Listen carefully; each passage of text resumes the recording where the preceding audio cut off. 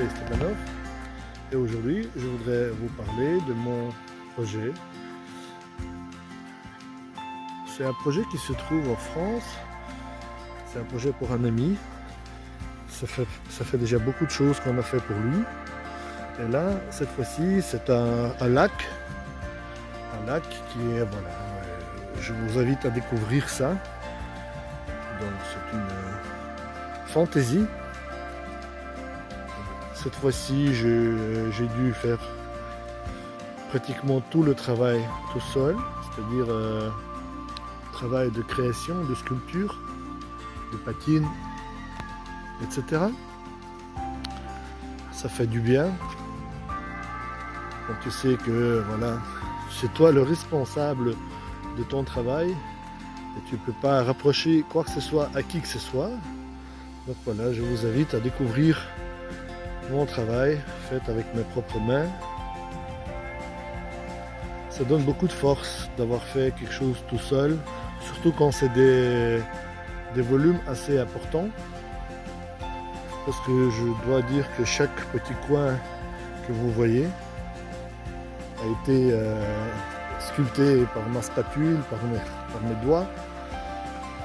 Après ça a été peint, gratté, et encore revenir plusieurs fois par-dessus parce que c'est des patines.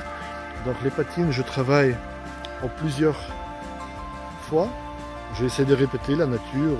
Dans la nature, la patine se met au fil des années, quoi. Donc c'est des saletés, c'est la rouille, c'est beaucoup de choses à la fois.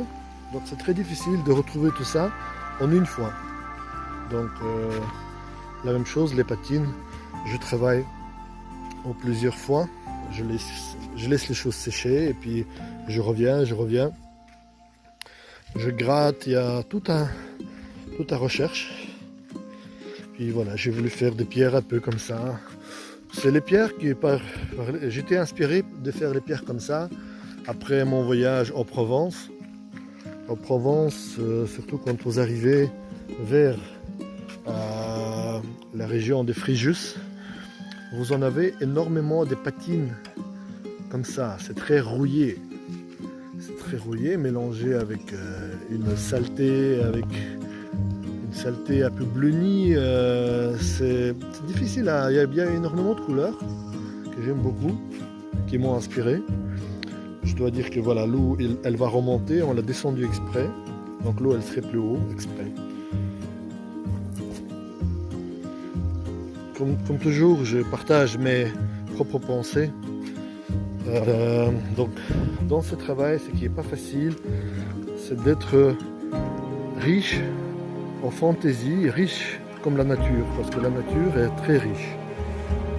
Quand j'observe des vrais rochers, des vrais paysages, je n'arrête pas à être impressionné par la nature, par à la fois simplicité et complexité, et à la fois créativité et de choses des fois un peu, je dirais même presque stupides, hein, mais stupides dans le sens, je dirais encore une fois, simplicité. Donc retrouver un équilibre, quand tu fais 1 mètre carré, ça va, mais quand tu dois faire beaucoup de mètres carrés, des centaines de mètres carrés, je vous assure que c'est pas facile du tout. Parce qu'on se rend compte qu'on est loin de la nature, c'est pas facile de réfléchir comme la nature. La nature est beaucoup trop riche par rapport à notre imagination, donc ça fatigue énormément au niveau du cerveau. Voilà. Et évidemment, on n'arrive jamais à reproduire la nature dans sa vraie splendeur. On peut juste se rapprocher un tout petit peu. Enfin, il y a bien sûr des maîtres qui arrivent à faire ça.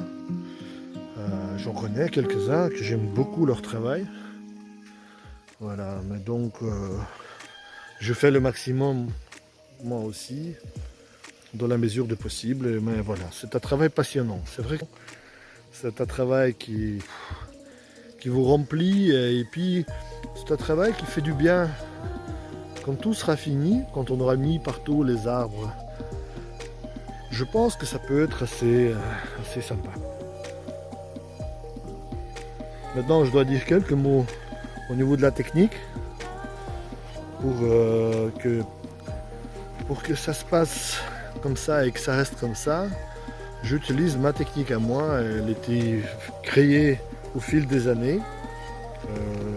C'est une technique, j'ai repris cette technique après une technique qui existe déjà. Je travaille beaucoup avec, à la base, c'est le ciment blanc ou le ciment gris. Mais dans ce ciment-là, il y a des rajouts. Et puis surtout, je connais cette matière, comment elle sèche, comment elle vieillit, comment la peindre, comment faire de tels ou tels effets. Donc c'est une matière que j'utilise depuis facilement 20 ans et que j'adore parce que je ne suis jamais gêné du résultat, ni après un mois, ni après plusieurs années. C'est-à-dire c'est une technique qui est très très bien parce que, je veux dire, déjà en soi, ça devient de la pierre. Et puis même si les patines, des fois elles changent de couleur, souvent elles changent de couleur. Pourquoi? Parce qu'il y a un processus naturel qui se passe. Et c'est-à-dire, ça veut dire qu'il y a des algues, il y a des... c'est-à-dire il y a des choses qui viennent par-dessus, comme sur une vraie pierre. Puisqu'il y a les événements naturels, il y a le vent froid qui rend certaines pierres plus vertes. Et donc on est obligé de... je veux dire, on est obligé d'accepter ça comme ça. C'est impossible de lutter contre cela. Si vous avez décidé que la pierre de ce côté-là sera par exemple orange, brune ou n'importe quelle couleur, la nature fera en sorte que c'est du béton ou c'est de la vraie pierre, de ce côté-là, elle choisira sa propre couleur. Et ça, c'est très important à comprendre. Voilà. Et l'humidité. Et très souvent, ce qui se passe, c'est que les pierres deviennent beaucoup plus beaux, plus naturelles que ce qui a été fait au départ. Mais encore quelques années, normalement, tout cela restera comme ça. Et si le climat n'est pas agressif, ça peut rester facilement 10-15 années pratiquement intact. Ce qui est bien, c'est qu'aujourd'hui, il y a de la pluie et les pierres sont légèrement humides. Donc, c'est pour dire que quand il fait sec ou quand il fait humide comme aujourd'hui, ça change un peu, mais ça donne de la richesse à ce projet. Il ne change pas beaucoup, mais il y a quand même un peu de changement. C'est très joli aussi.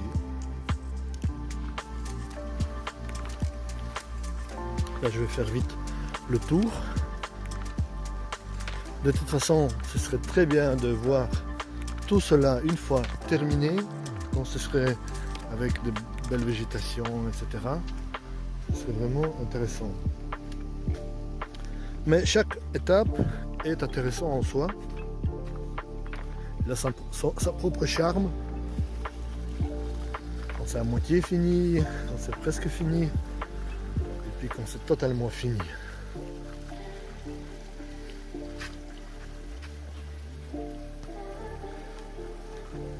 Excuse-moi pour la qualité de la vidéo. Je ne suis pas professionnel de la vidéo. Mais bon, on n'a pas le choix. C'est déjà ça qu'on a des belles outils, on a des appareils de photo qui permettent quand même de vous montrer